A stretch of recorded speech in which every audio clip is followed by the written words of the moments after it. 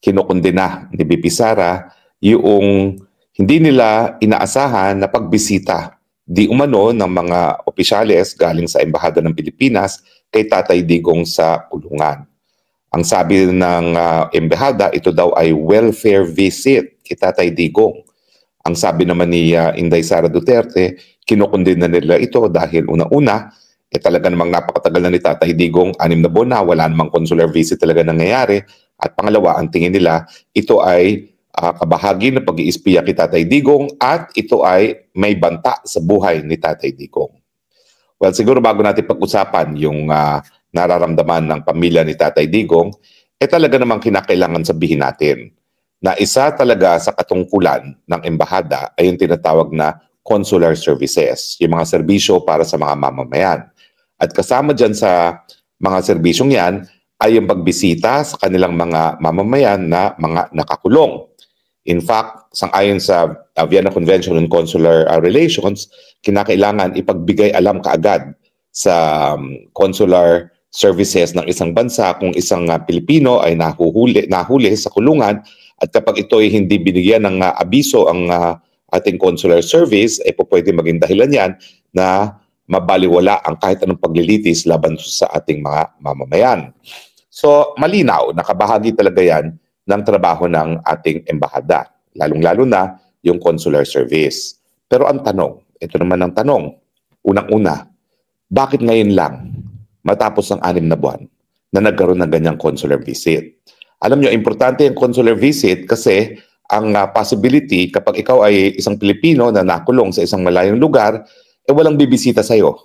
Dahil karamihan naman ng mga nakukulong na mga Pilipino ay hindi naman dating presidente, mga OFWs. At wala namang kakayahan ang mga OFWs, ang pamilya ng OFWs na talagang bumisita sa kanilang mga mahal sa buhay pag sila ay nakulong sa iba't ibang parte ng daigdig, no? So, importante yung consular visit una-una para masigurado na merong abogado na tutulong doon sa Pilipino. At pangalawa, maibigay yung mga pangangailangan sa kulungan, no? Now, kinakailangan ba yan ni Tatay Digong? Siyempre hindi. Alam na alam naman ng embahada, merong abogado si Tatay Digong. In fact, sa huling pagkakaalam ko, 10 na yung abogadong yan, no? Pangalawa, ito ang crucial. Alam naman ng embahada na hindi nawawala ng bisita si Tatay Digong. In fact, 4 na beses isang linggo siya'y binibisita ng immediate member of the family. So hindi nila po pwede sabihin na, babay, kami nag-aabala lamang dahil baka walang bumibisita kay Tatay Digong. Minsan lamang nawala ng bisita si Tatay Digong ng mga 2 linggo nung merong pumigil sa pagbisita ni Ma'am Hanilet, no? Pero bukod doon sa pagkakataon na yon, hindi po nawawalan ng bisita si Tatay Digong 4 na beses isang linggo at yan po ay immediate members of the family. At nagkaroon na nga sila ng siste kung saan sila ay nagre-rego doon kung sino talagang pupunta sa dahig para bisitahin si Tatay Digong. Kahapon nga pala po, no, matapos yung briefing ni Ma'am Elizabeth at ni Isabel, sila po ay nagpunta sa H&M para bumili ng hoodie. Kasi nagustuhan daw ni Tatay Digong yung hoodie na suot-suot ni Isabel, kaya binili nila ng hoodie si Tatay Digong at si Ma'am Elizabeth, hindi inibinigay o hindi niya planong ibigay yung hoodie pagkagaling sa H&M. Ang gusto niya, lalaban niya mismo yung hoodie, patutuyuin, bago ibigay kay Tatay Digong ngayong araw nito. So maya-maya po tayo ay pupunta uli sa Duterte Street para makapanayan itong si Ma'am Elizabeth at si Isabel dahil ito po yung huling dalaw nila dito sa buwan na ito. Ang papalit po na dadalaw ay si Kuya Bong, no? Yung nakakabatang kapatid ni Tatay Digong. So, bagamat kasama yan sa talagang katungkulan ng consular service na isang embahada, yung pagbibisita para masigurado na merong abogado at lahat ng pangangailangan ay naibibigay, alam naman ng consular service dito sa dahig na unang-una may abogado na si Tatay Digong, pangalawa, palagi siyang binibisita ng mga kaanak. At itong dahilan kung bakit nagsususpecha si BP Sara na ang tunay na dahilan ay para mag-espiya kay Tatay Digong o di naman kaya para magkaroon ng banta sa buhay mismo ni Tatay Digong. Alam niyo po, may isang leader na linitis din dito ng dating former tribunal, Tribunal for the former Yugoslavia, na dating presidente ng Serbia. Ito po si Milosevic. Namatay po siya sa kulungan. At meron pong pagdududa ang mga Serbians na hindi po yan because of natural causes. Ang duda nila, linason pa daw po dito sa kulungan kung saan talaga nakadetain na si Tatay Digong. So hindi nyo masisisi ang pamilyang Duterte na magkaroon ng pangamba na baka yung pagbisita ng consular service galing sa ating embahada ay banta sa buhay ni Tatay Digong. Dahil may nangyari na po na isang dating presidente rin na nakakulong sa kaparehong kulungan ni Tatay Digong ang hinihinala ang linason habang siya ay nakakulong. Yan po ang dahilan kung bakit umalma ang VP Sara at talagang nag-issue ng strongly worded press release na kinokondena niya yung ganyang pagbisita ng ating embahada. Kasi nga naman, walang dahilan para bisitahin other than mag-espiya o di naman kaya maging banta sa buhay ni Tatay Digong. Ako po isang ayon sa paniwala ni VP Sara. Unang-una, bakit naman biglang nagkaroon sila ng interest kay Tatay Digong? Yung mga naunang panahon na hindi pa nakakapasok si VP Sara, yung first 3 days namin dito sa The Hague. In fact, yung first 2 days lang, yun, we appreciate na binisita nila si Tatay Digong. At ng mga panahon na yun, nagbigay sila ng mga sweaters. Kasi nga naman, umalis si Tatay Digong, ang daladala lang niya ay yung damit sa kanyang likod at wala nang iba. Bumaba ng eroplano na niwala man lang jacket samantalang height of winter pa yon dahil so yung pagbisita nila sa unang 2 araw ni Tatay Digong is well appreciated at kinakailangan talaga yon kasi hindi pa nga nakakapasok si Inday Sara sa kulungan mga panahon na yon. Pero mula nung nakapasok na si Tatay Digong, talaga namang hindi na sila bumisita dahil wala na pangangailangan. Dahil hindi na siya iniwan ng immediate family. Palaging narito na nga, nagsasalinsinan sila para ibigay ang lahat ng pangangailangan ni Tatay Digong. Now, bakit pa suspitsyoso talaga ang timing ng pagbisita ng embahada? Unang-una, walang abiso sa pamilya. Alam naman nila na palaging may pamilya rito. Alam naman nila na naririto ako sa The Hague. Alam niyo po, palaging bantay sa akin yung embahadang yan. Kasi nga po, hindi nila alam, meron din ako mga insiders na meron talaga silang nakatalaga na nagbabantay sa akin. No? At talaga namang kabahagian ng trabaho nila, bantayan yung mga kalaban ng administrasyon. No? Meron pa nga akong larawan ng isang Philippine Embassy personnel na talagang nagmasid kung saan ako nakatira. Ang hindi niya alam, napicturean ko na siya. Kaya kung may mangyari sa akin, alam na po ng aking mga kasama, si Vine at si Mary, kung saan kukunin yung larawan ng taong ito. No? Na talaga namang siguro binilangan ko siya, mahigit 4 na oras, nandun lang nakatayo sa labas ng aking apartment. Now, so, ang conclusion talaga, hindi sila concerned sa welfare ni Tatay Digong. Siguro unang-una, gusto nila malaman talaga ang estado ng pag-iisip ni Tatay Digong. Para sa ganon, kung talagang sa tingin o hindi naman sa tingin nila, ang gagawin nila ay magbibigay ng impormasyon doon sa mga biktima para sabihin, kontrahin nyo yan na he is unfit to stay trial. Kasi sa tingin namin, malinaw ang pag-iisip. Isa po yan. Pero pangalawa, gaya nung nangyari doon sa Milosevic, no? At gaya doon sa pangamba ng mga Serbians sa siya nilason, kapag sila po ay nakapasok, dahil yan po ay consular visit, yan po ay privilege din. Parang bisita ng abogado. Hindi bugaya ng bisita ng mga pamilya na palagi may nagbabantay. Kapag consular visit po yan, wala rin nagbabantay. Kasi pribilehiyo yan ng isang consular official. No? Ano ba naman yung sabihin, ito po Tatay Digong, para sa vitamins ninyo. Tapos lason pala yun. Di wala na si Tatay Digong. Sa katunayan, bagaman tayo nalulungkot na kinidnap ni Marcos dito si Tatay Digong, at least ang positive side dyan, sigurado tayo hindi nila papatayin si Tatay Digong sa Pilipinas dahil nandito ngayon sa The Hague. At dahil nga po dito sa suspitsosong pagbisita ng consular official dito sa kay Tatay Digong sa kanyang kulungan, ngayon lumalabas ang possibility na baka yan nga ang plano ng mga bangag sa Pilipinas na tuluying ng igurgur ang Tatay Digong sa pamamagitan kunwari ng consular visit at pagbibigay sa kanya ng kunwari mga vitamins na laso naman. O kung hindi naman outright na saksakan lang yan na kung ano para matigok na si Tatay Digong. Yun nga po Ang sabihin ng consular officials, bakit hindi kayo nagbigay abiso sa immediate family ni Tatay Digong na alam niyong palagi narito sa The Hague? Kung hindi niyo alam kung saan hahagilapin ang kanilang immediate family member, Alam nyo kung saan nyo ako hahagilapin dahil palagi nyo akong binabantayan sa aking bahay. Bakit hindi man kayo nagbigay ng abiso sa akin nang ito'y maparating ko sa immediate members of the family? Kasi sasabihin nila, hindi namin alam kung saan nag-i-stay mga immediate members of the family dahil sa totoo naman, hindi naman niya ina-anunsyo ng pamilya for security reasons.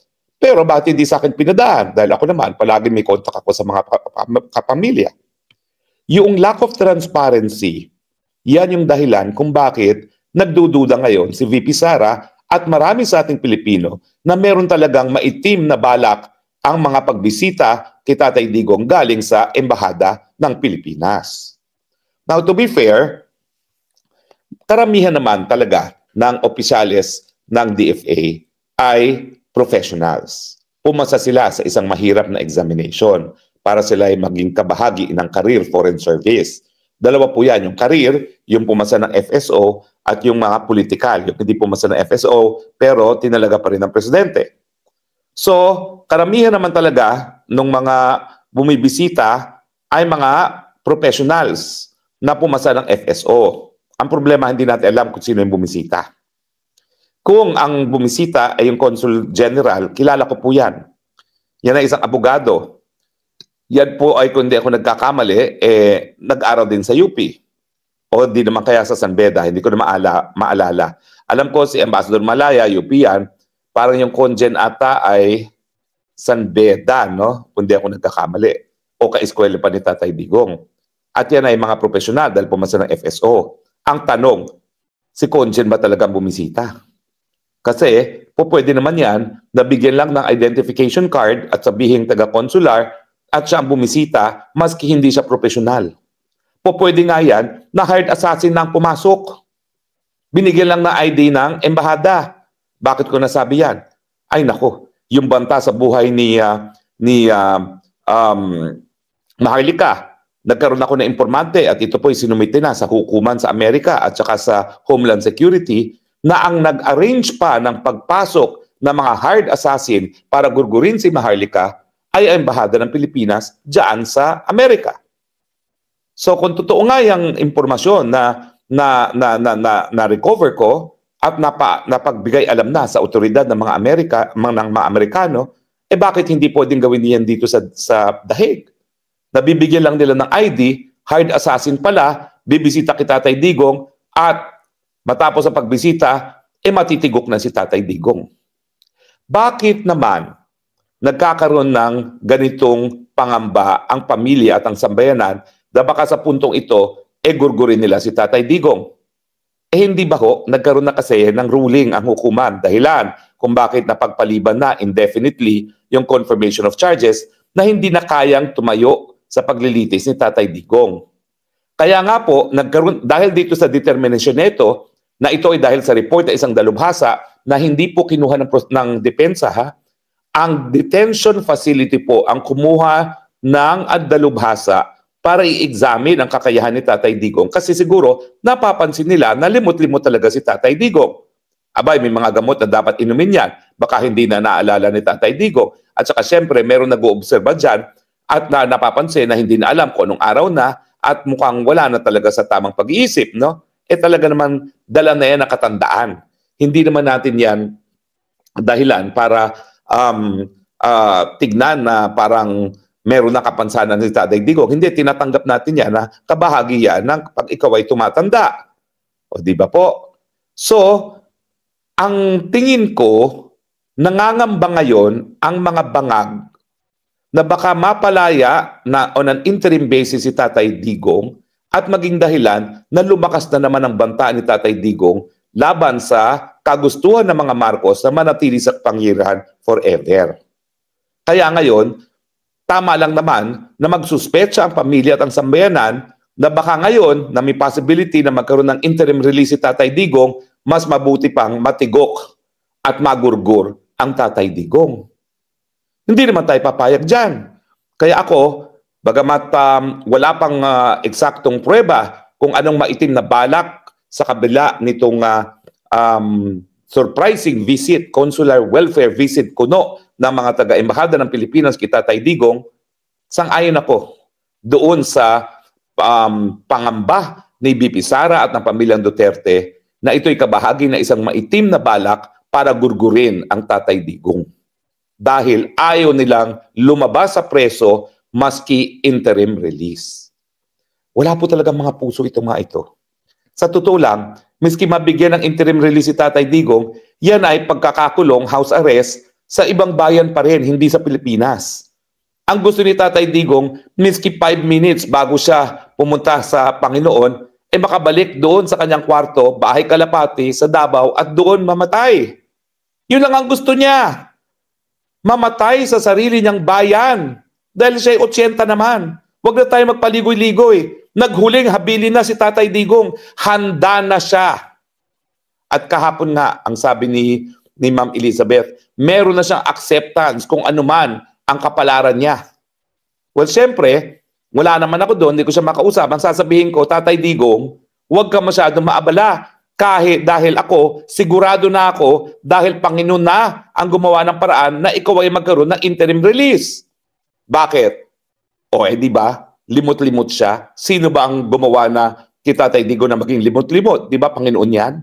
Bagamat kung ano-anong mga legal arguments ang sinabi ko na, no jurisdiction because the period within which to commence the preliminary investigation had expired and the preliminary investigation was started 2 years after, barred by the Rome Statute, di ba? Illegality of the rest should never be countenanced and should result in the court being divested of jurisdiction. Maraming mga ganyang legal jargon. Ang sabi ng Panginoon, gagawin ko na express. Sige, ito na. Gagawin ko na siyang limot-limot. At talaga namang, nung day 1 pa lang na dinala na siya dito sa The Hague, sinabi ko naman po, limot-limot na si Presidente. Dahil nag-uusap kami niyan sa telepono, paulit-ulit ang sinasabi sa akin. Dalawa po silang ganyan, si dating Presidente Erap Estrada at si Tatay Digong. At bakit alam ko naman limot-limot sila? Kasi po yung mga magulang ko at yung aking tiya na nagpalaki sa akin, ganyan din po ang naging kalagayan. 80 anyos na sila bago sila pumanaw. So alam ko. Masama nga ang loob ko dahil day 1 sinabi ko na bakit pa kinailangan ikulong siya ng 6 na buwan? Tapos yun din pala ang kalalabasan. Nalimot-limot kaya hindi na kayang tumayo sa paglilitis.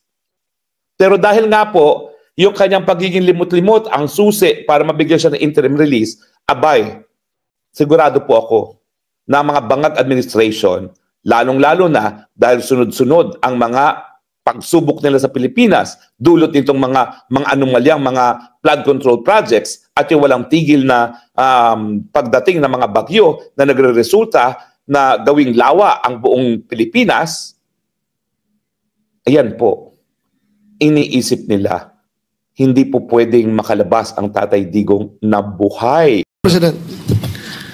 Ginoong Pangulo, sino-sino po ba ang mga kasama nung sinasabi po ninyong mga taong kinumpos ng welfare team na pinuntahan po yung dating Pangulo sa The Hague? Sa ngayon, Mr. President, wala pa tayong hawak na pangalan individually, pero ang informasyon ay sila daw ay mga opisyalis from the Philippine Embassy ng The Hague, Netherlands. Ginoong Pangulo, Your Honor, kung ang puso po ninyo ay sinugatan ng isang tao o kaya ay nakagawa po sa inyo ng isang bagay na masasabi nating nagbigay sa inyo ng matinding kadalamhatian o kapaitan sa buhay, ang nais po ba ninyong kukumusta sa inyo, sa inyong kalagayan, sa pagkakasadlak ninyo sa kalagayan na yan, ay yung taong mismong gumawa nito sa inyong buhay? Hindi po, Ginoong Pangulo, dahil alam natin na sila ang source ng iyong kahirapan. They are the reasons why you are there in The Hague. And mukhang hindi ko matanggap na ako ay bibisitahin ng mga tao na yon na sila ang naglagay sa akin sa ganitong sitwasyon. Ikakasusuklam ko po. Ibig sabihin po, Ginoong Pangulo, pangkaraniwan na lang na kapag ko ay napunta sa ganong kalagayan, ang inaasahan mong bibisita sa iyo ay siguro ay yung mga kaibigan mo o kapalagayan mo ng loob. Tama po ba? Tama po, Ginoong Pangulo. So maaaring kapag pinuntahan ka ng taong alam mong siyang gumawa sa kinasadlakan mo sa buhay at siya pa ang bibisita sa iyo, hindi ka ba magsususpetsa sa pakay niya sa pagpunta sa iyo?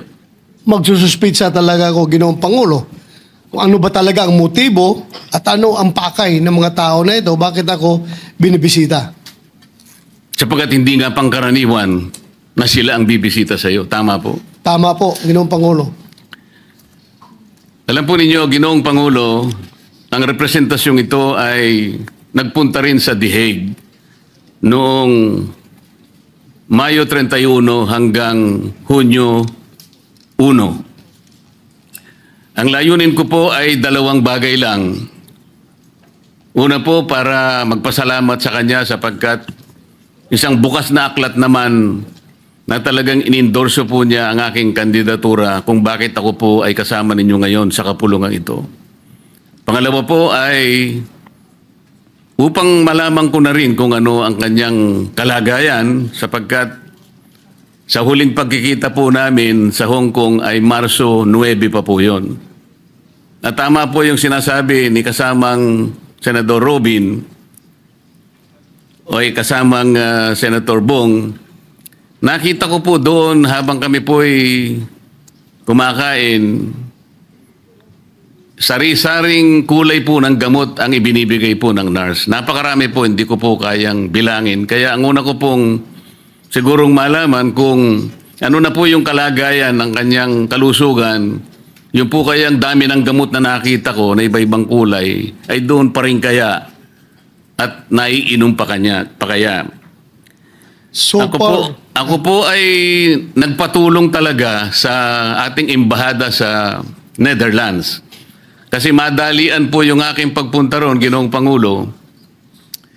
2 araw lamang po yun. Mahaba po ang lakbayin, ngunit yun po lamang ang 2 araw na kailangan ko pong makarating.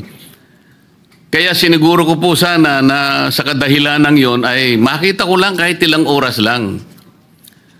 Sa kasamang palad, Ginoong Pangulo, ay hindi man lamang po ako tinawagan ng embahada. Nagpatulong po ako sa ating embahada. Kaibigan ko po yung ambassador natin sa Korea, South Korea. Ang sabi ko po, Ginoong Pangulo, pwede bang tulungan mo ako na kahit ilang minuto lang, makausap ko lang, maligaya na ako ron. Maipaabot ko lang ang aking pagpapasalamat. Alam po ba ninyo, Ginoong Pangulo, na ako po ay hindi nagkapalad? Hindi po ba kayo magtataka ngayon, Ginoong Pangulo, Senator Bato, kung bakit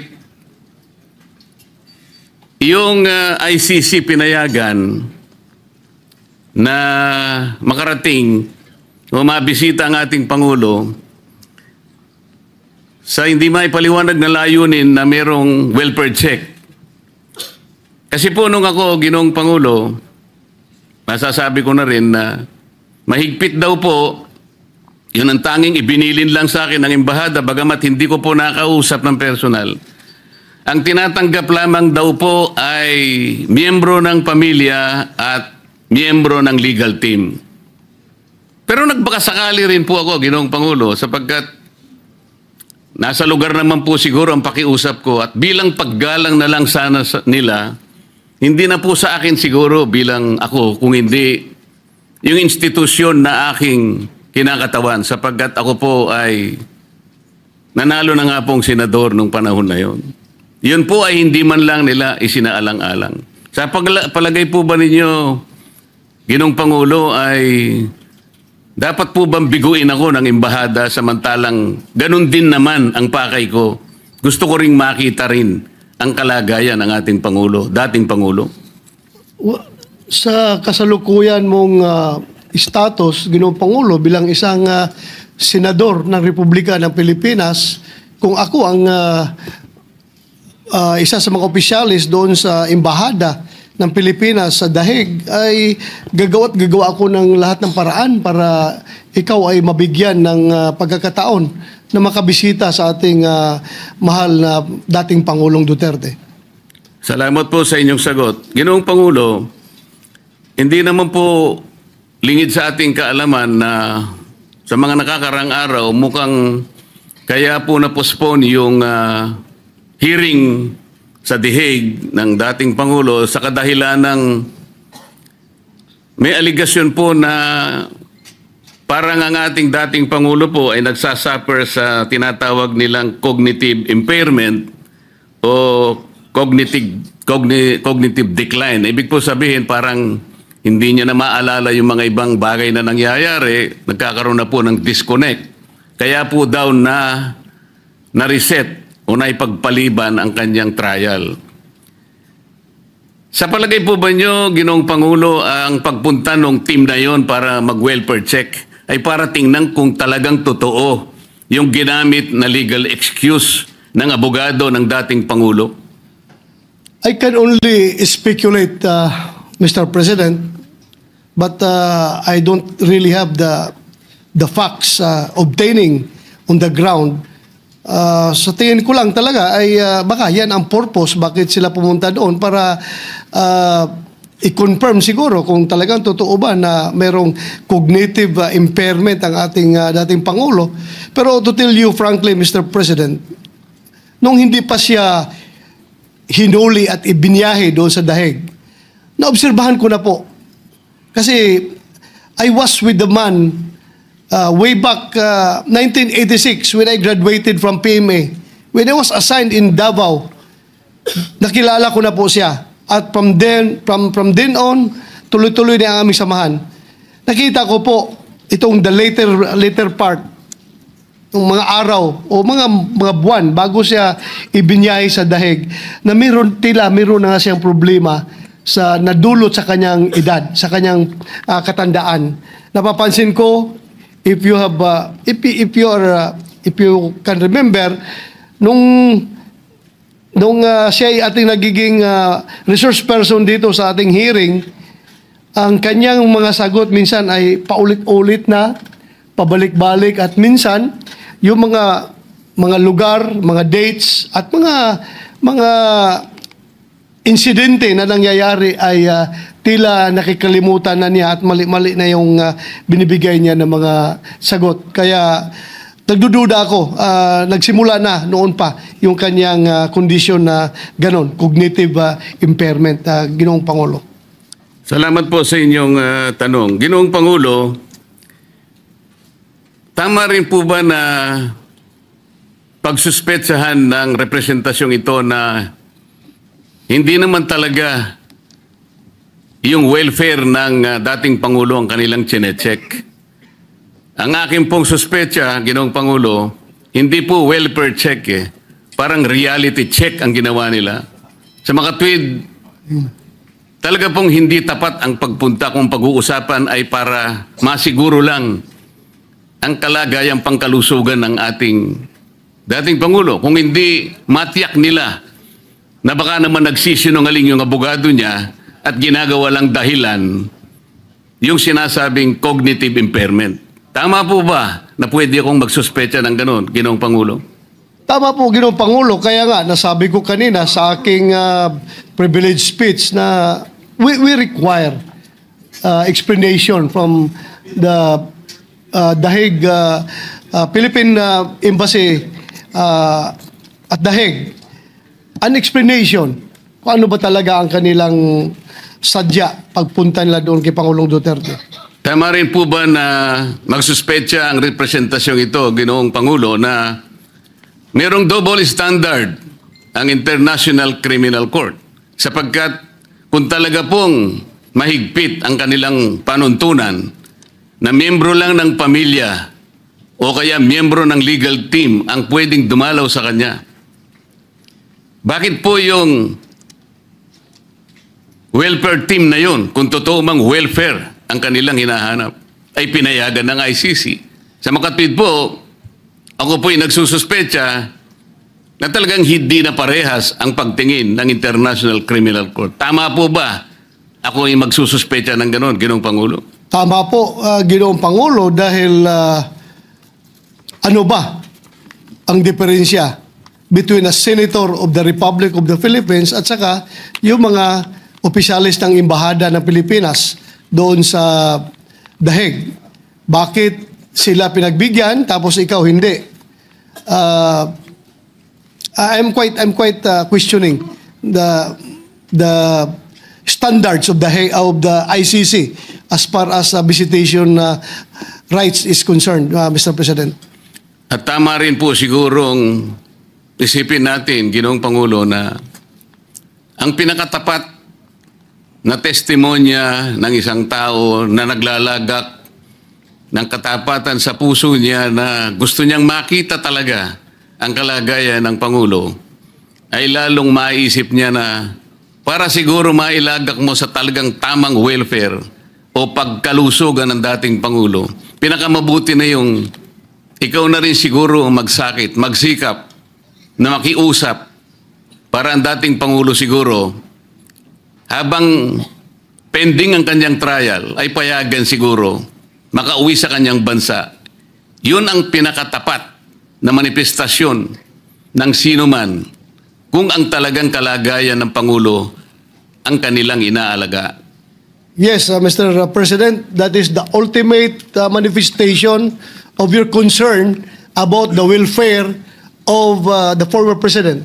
If you really want him to be in good condition, if you want him to be, if you're after for his welfare, then I think the best thing to do is to bring him home, Mr. President. Maraming salamat po, Ginoong Pangulo. Thank you, Mr. President. Lubos po akong nababahala sa naiulat na deteriorating health condition ni Tatay Digong. Ayon po sa ulat ng kanyang abogado, minsan po ay hindi na natatandaan ni Tatay Digong mga nangyayari sa kanyang paligid, lugar, petsa o maging kanyang pamilya. Totoo po yun, kahit na bago pa yung kanyang pagkahuli o surrender sa kanya ng gobyerno, ay meron na talagang mga bagay-bagay na hindi na po niya maaalala. Mas naalala niya po yung mga old memories dahil na po yan sa kanyang edad.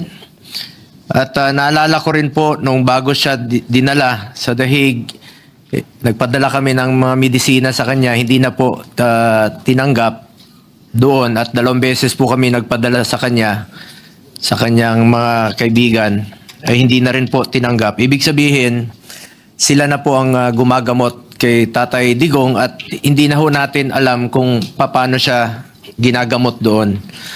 At ang kanyang mismo doktor dito ay hindi pa po nakakapunta doon. Yung doktor niya for 20 years dito sa Pilipinas ay hindi pa po nabibigyan ng pagkakataon na masuri siya o makita man lang.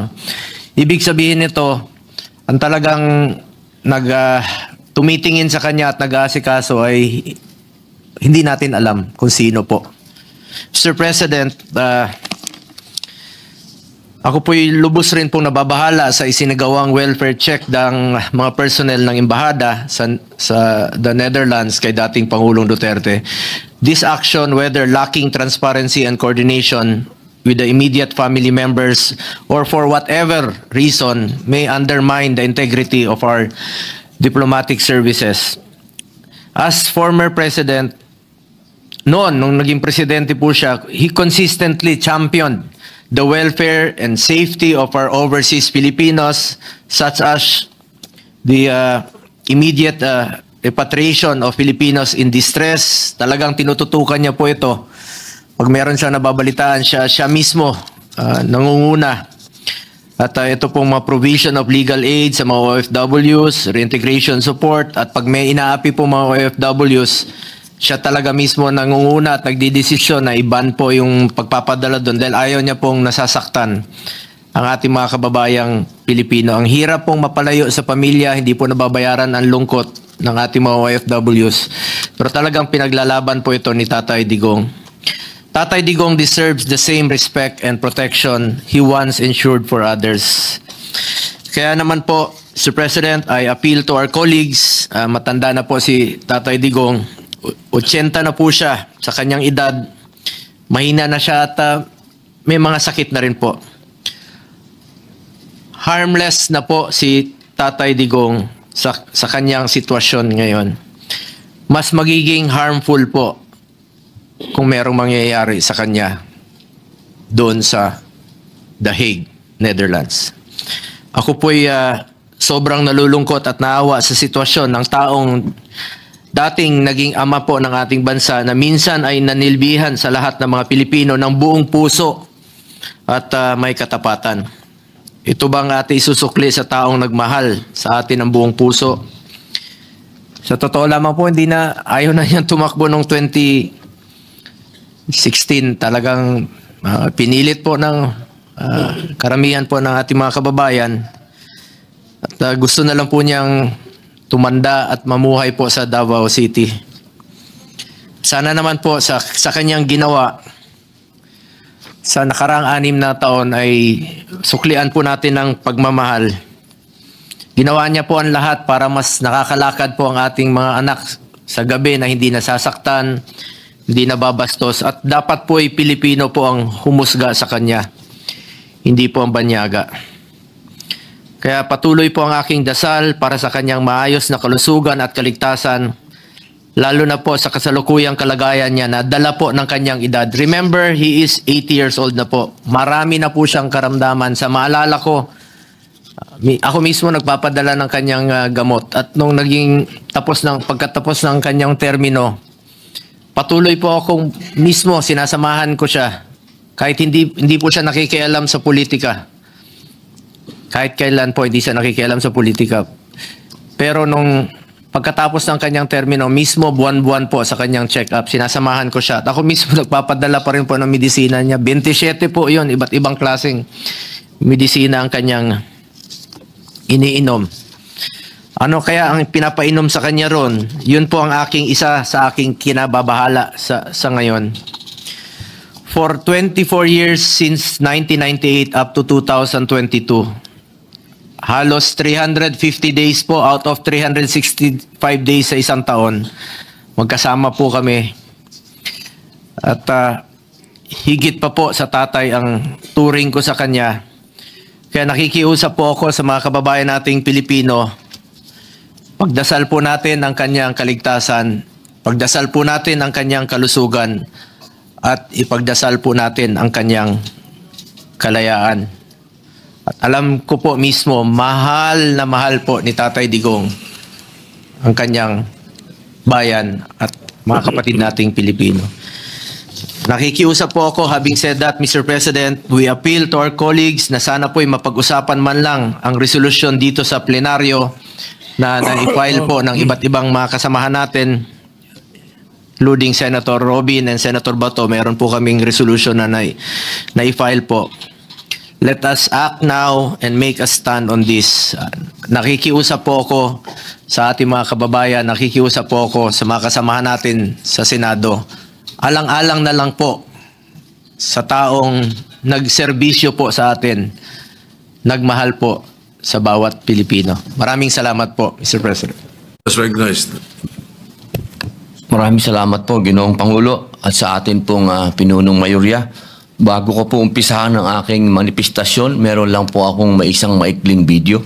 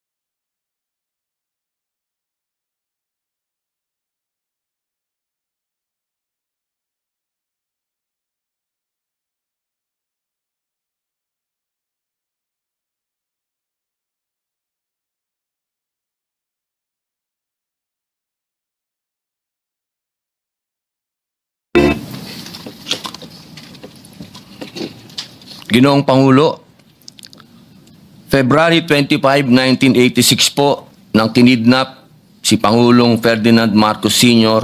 mula sa Pilipinas patungong Hawaii. Kasabay po ito ng People Power. September 7 po, 1993, nailipad ang katawan ni Ferdinand Marcos Sr. mula sa Hawaii papuntang Pilipinas. November 18 po, 2016, sa isang pribadong seremonya, inilabas ang labi ni Ferdinand Marcos Sr. mula sa Ilocos Norte, dinala sa libingan ng mga bayani sa Taguig, Metro Manila, at doon po siya inilibing.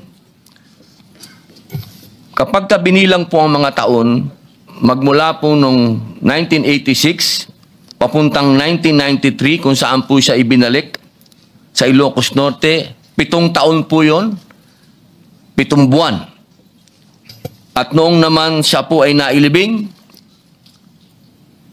2 taon, 23 taon. Ang suma total po, ang ating pong kababayan, ang Pilipinas po ay naghinagpis ng mahigit na 30 taon.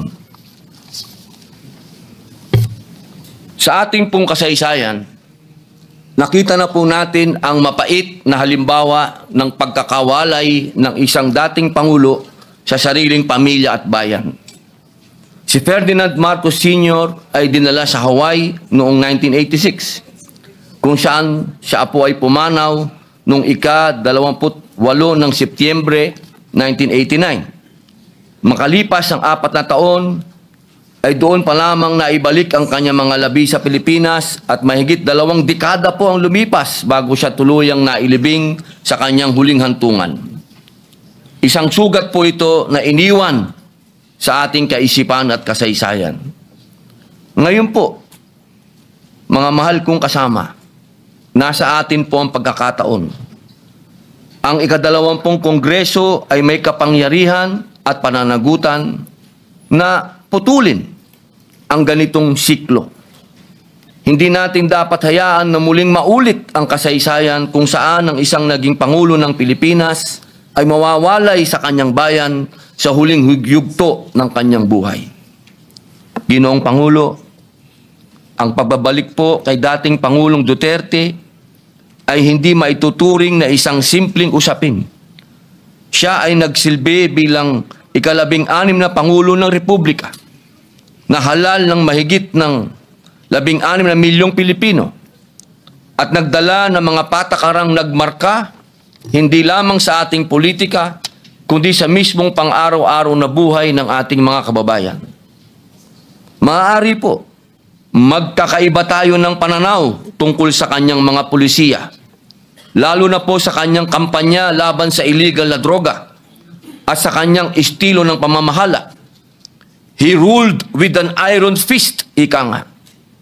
Ngunit, hindi matatawaran ng katotohanan siya ay naging halal na Pangulo, pinili ng taong bayan, at nanungkulan ayon sa ating konstitusyon.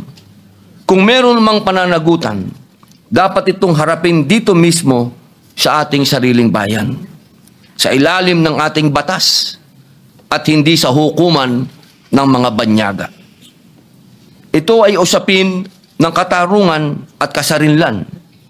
Hindi ba po dapat nararapat lamang na sa sarili niyang bayan siya humarap sa anumang akusasyon, usapin o paglilitis? Sapagkat kung sa ibang bansa siya mapipilitang manatili, hindi ba't para nating ipinahihiwatig na kulang ang ating sistemang panghukuman, na hindi na ito kayang papanagutin o ipagtanggol maging ang isa sa pinakamataas na pinuno ng Republika? Higit po sa lahat, ito po ay usapin ng pambansang dangal ng pagkakaisa. Sa pagbabalik ng dating Pangulong Duterte, ipinamamalas po natin na ang Pilipinas ay hindi nagtatakwil sa sarili nitong anak, lalo ng isang naging pinuno ng bayan. Pinipili natin ang katarungan kaysa sa kapritsyo ng iilan. Ang pagkakaisa ay dapat po nating yakapin, hindi ang hidwaan. Huwag nating kalimutan ang matinding sigalot na pinagdaanan ng isang pamilya upang maiuwi ang kanilang ama. Ang mga kapaitan ng nakaraan ay sapat na pong aral. Tungkulin nating piliin ang pagkakasundo at paggalang sa halip na muling balikan ang isang masaklap na karanasan. Kaya't nananawagan po ako sa ating kagalang-galang na kasamahan, bigyan natin ng agarang aksyon ang resolusyong ito. Senate Resolution number 18. Ipakita po natin na ang Kongresong handang magpatunay na tayo ay magbubukas ng bagong landas tungo sa mas nagkakaisang kinabukasan. Hayaan natin ang kasaysayan ang magsabi na sa ilalim ng ika-20 Kongreso, si dating Pangulong Rodrigo Roa Duterte ay naibalik, muling nakaharap sa kanyang bayan, at dito rin nagwakas ang kanyang paglalakbay. Mga mahal kong kasama, ito po ang pagkakataon na wag nating palagpasin na tayo po dito sa bulwagang ito ang naging susi upang magkaroon ng pagkakaisa sa bayan natin. Tayo po ang magsilbi. Sa atin nag-umpisa ang tunay na reconciliation. Dito po sa lugar na ito. Yan ang Banateros, walang inuurungan. Pag tama palakpakan, pag mali ay babanatan. Yan ang Banateros, boses ng ordinaryong Pilipino. Banateros ay walang makakaawan, walang inuurungan. Banateros ay tinutulungan.